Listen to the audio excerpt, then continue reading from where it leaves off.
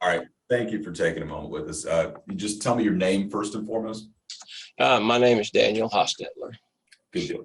Spell that or say that one more time for me, the last name. Hostetler, Hostetler. Dan, where are you from? Oh, well, I'm originally from northern Indiana, but I've been in Chattanooga since 1978. Good deal. Just kind of walk me through what you saw this afternoon.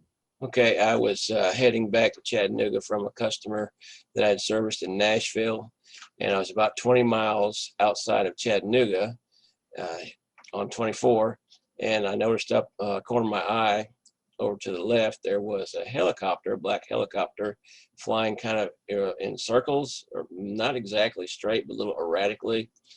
And so I kept a look on it and went around some trees. When I come back, I saw that there's it kind of dipped a little bit, kind of waggled a little bit, and then there was a bright flash of light and puff of smoke, and it looked like that it had hit one of the power lines that go across the highway. And sure enough, the power line started gliding down toward me, and all I could think of is going to just land right on top of me. And so I slammed on the brakes, and I stopped about 2 car lengths from the line, about as big around as my thumb.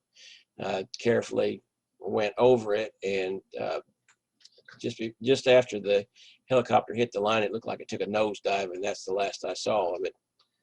So just kind of carefully went on, a little bit in shock there. Yeah, but thankful. Yeah, absolutely. You said you're seeing this helicopter look like it's in distress, flying a little erratically. What's going through your head when all that's happening? Well, I didn't know if the pilot was having some health issues or whatever, but since you informed me it was a highway patrol copter, they may have been surveilling somebody, and somebody might have shot at him or something. That's the only thing that comes to my mind. From a just scene perspective, I know they're keeping our cameras and other cameras very far away from that scene right now. Oh. Kind of just paint us a little bit of a picture as to how chaotic and just what it was like. You said that big puff of smoke and that white flash. Just sort of describe what that scene was like again for us. Yeah, it looked like it had hit the line, and it looked like part of the rotor had broken off. And then the next split second, the helicopter took a nosedive, and it was beyond my vision of sight there for the trees and all. But I was several years ago, I had been following a car around a corner, and they got tangled up in some power lines because there was a crash that had preceded it, and I thought that was going to happen to me. So I hit the skids, and thank the Lord I got stopped in time. I mean, at any point you see that helicopter in distress, do you think, you said the power lines came close to you. Did you think it was going to be worse and that helicopter was going to come towards you on the road there? That did go through my mind. I thought, well, where's that thing going to land? This was kind of just waiting for the other shoe to fall there, as I say.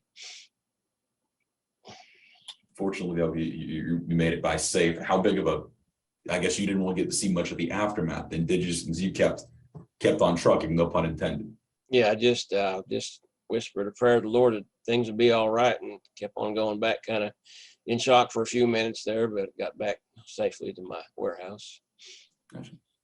Dan, thank you again for taking a moment. Anything else you want to say, or anything else? Because again, we haven't gotten really to see that actual scene itself. Anything else folks should know about what it was like and the conditions right around there? Well, fortunately, there was nobody following me. How people follow too closely in traffic, and there wasn't anybody at the side of me.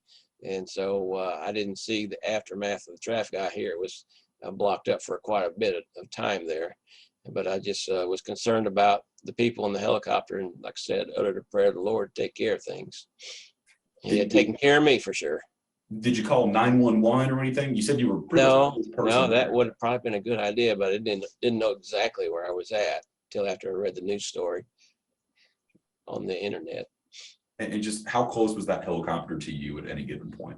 I would think it was just maybe a couple 100 feet, 200 or 300 feet. Did it land in like the woods off the side of the road? What kind of just describe where it actually landed? I saw it going down in the trees where and just straight down from where it impacted the line. And then, of course, it was out of my line of sight by then. It's kind of back in my field of vision that I saw that part. So hits the power lines and goes straight down. Yeah, it looked like it might have got tangled up in one of them or something, and then it dipped a little bit forward, and that's when it struck the rotor struck the line. So I'm just like you said, I was waiting to see if it's going to run over and hit me or whatever. I was kind of looking out. Well, Dan, I'll go ahead and stop rolling.